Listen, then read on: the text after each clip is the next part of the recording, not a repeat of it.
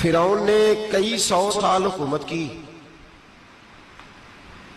اور اس طرح اس نے ظلم کیے کہ لاکھوں اور ہزاروں بچے قتل ہی کرا دیے. 12,000 عورتوں کے پیٹ میں حمل تھا اس نے ضائع کرا دیا. جب حضرت موسیٰ علیہ السلام اپنی قوم کو لے کے نکلے رستے میں دریا آ گیا, فرعون پیچھے لگا ہوا تھا. وَإِذْ فَرَقْنَا بِكُمُ الْبَحْرَ فَأَنْجَيْنَاكُمْ, اللہ فرماتے ہیں تمہارے لیے میں نے دریا کو پھاڑا اور تمہیں نجات دے دی. وَأَغْرَقْنَا آلَ فِرْعَوْنَ, اور فرعون کو غرق کر دیا. وَأَنْتُمْ تَنْظُرُونَ, تم کھڑے دیکھ رہے تھے. اب جب حضرت موسیٰ دریا کے کنارے پہنچے تو فرعون بھی پیچھے آیا. فرعون لوگوں سے کہا کرتا تھا کہ میں کہتا ہوں تو دریا چلتا ہے, میں کہتا ہوں تو ہوائیں آتی ہیں, میرے حکم کے پابند ہیں سارے. جاگ رہے نا آپ حضرات, غور فرمائیے گا بات پر. دعویٰ تھا اس کا کہ میں کہتا ہوں تو نظام زندگی چلتا ہے. اب جب دریا کے کنارے پہنچے حضرت موسیٰ علیہ السلام تو اللہ نے حکم دیا کہ آپ عصا ماریں. جناب موسیٰ نے عصا مارا, 12 رستے بن گئے. اب حضرت موسیٰ کی قوم گزر رہی تھی تو فرعون سے پوچھنے لگے کہ تو کہتا تھا میرے حکم سے چلتا ہے, تو وہ تو حضرت موسیٰ نے ڈنڈا مارا ہے تو رستہ بن گیا. باز نہیں آتا انسان باز بہانے بڑے ہیں اس کے پاس, بڑی دلیلیں ہیں. جھوٹ سچ بول کے اپنے آپ کو مطمئن کرتا ہے, آخر دم تک تبدیل ہونے کو تیار نہیں ہوتا. دلیلیں گھڑتا رہتا ہے, بناتا رہتا ہے, شور کرتا ہے جان بوجھ کے. بھئی تو کہتا تھا میرے چلانے سے چلتا ہے, تو باز ابھی بھی نہیں آیا. کہنے لگا میں نے ہی حکم دیا ہے کہ ذرا پھٹ جا, مجھے یہ زندہ چاہیے. باز رسی جل گئی, بال کہنے لگا میں نے ہی کہا ہے دریا کو کہ یہ مجھے زندہ چاہیے, میرے بھاگے ہوئے ہیں تو اس لیے پھٹا ہے, تو آؤ میرے ساتھ دریا کراس کریں.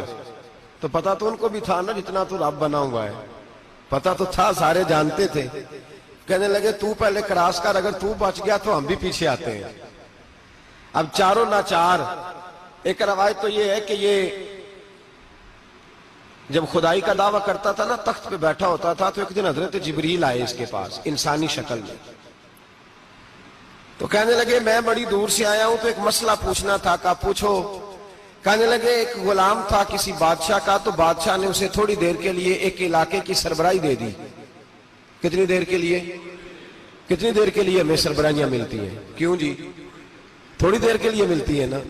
تھوڑی دیر کے لیے سربراہی دے دی ایک غلام کو. ذرا بات کو سمجھیے. حضرت جبریل پوچھتے ہیں, کہتے ہیں سربراہی مل گئی. اب وہ مالک ہی بن کے بیٹھ گیا ہے, وہ بات ہی نہیں سنتا. اسے تھوڑی دیر کے لیے بنایا تھا, وہ تو خدائی کا دعویٰ کرنے لگا ہے. آپ بتائیں اس کا انجام کیا ہونا چاہیے, یہ مسئلہ پوچھنے آیا ہوں. تو فرعون کہنے لگا اس کا انجام یہ ہے کہ اسے پانی میں گوتے دے دے کے مار دے. انجام کیا ہے؟